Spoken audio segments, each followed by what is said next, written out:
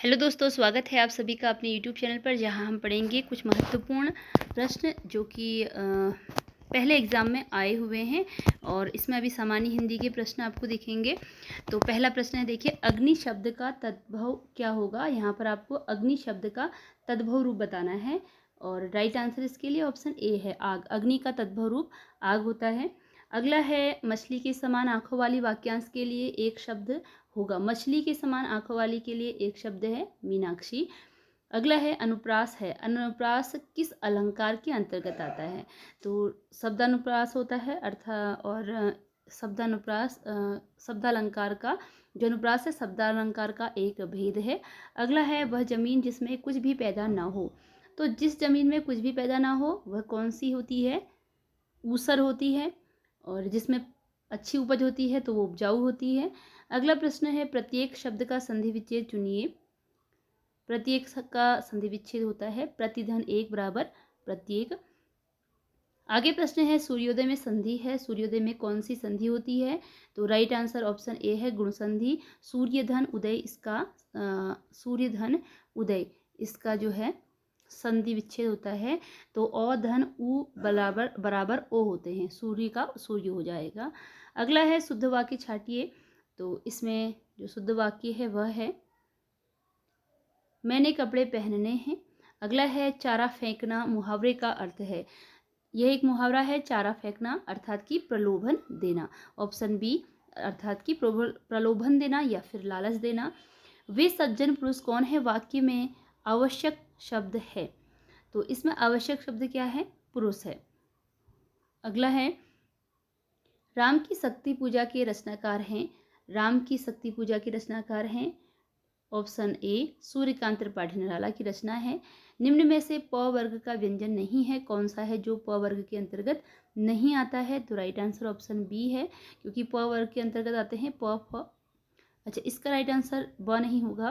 प वर्ग में आते हैं प फ ब भ और म। ठीक है, इसका जो राइट आंसर है वो ऑप्शन डी है, य है। ये प वर्ग के व्यंजन नहीं है, जबकि प फ ब भ और म प वर्ग के व्यंजन होते हैं।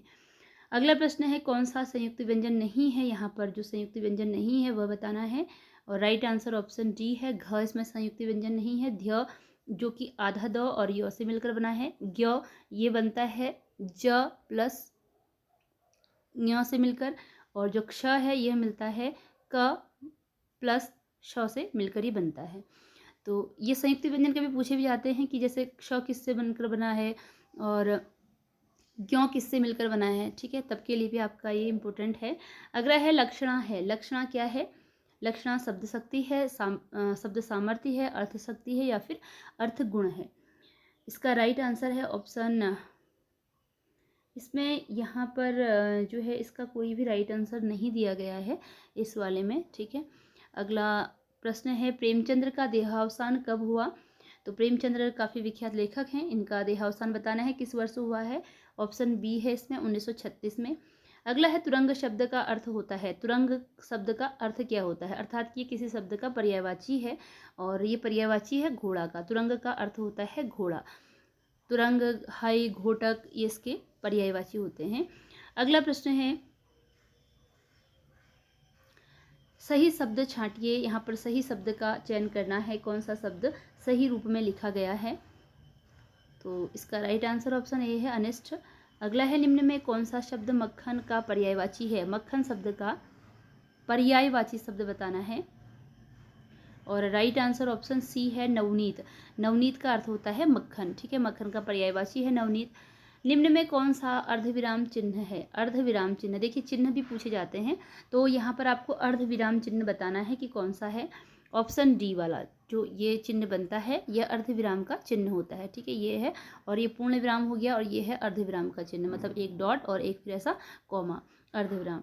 अगला है, हिंदी भाषा की लिपि है। हिंदी भाषा की लिपि कौन सी है। राइट आंसर ऑप्शन बी है, देवनागरी है। दोहे की दूसरी और चौथी पंक्ति में मात्राओं की संख्या होती है। तो दोहे की दूसरी और चौथी पंक्ति में मात्राओं की संख्या बतानी है। इसका राइट आंसर ऑप्शन बी है, 11 होती हैं। अगला है, दिए गए विकल्पों में विषम को चुनिए। यहाँ पर विषम शब्द चुनना है, ये तो अभिव्यक्ति क्षमता वाला है, ठीक है। अगला है उत्तराखंड का कुल भौगोलिक क्षेत्रफल है, उत्तराखंड का कुल भौगोलिक क्षेत्रफल बताना है और राइट आंसर इसके लिए ऑप्शन ए है 53,483 वर्ग किलोमीटर, जो उत्तराखंड का कुल क्षेत्रफल है। अगला प्रश्न है उत्तराखंड में कितने जिले हैं, तो काफ़ी इजी क्वेश्चन है। उत्तराखंड में 13 जिले हैं।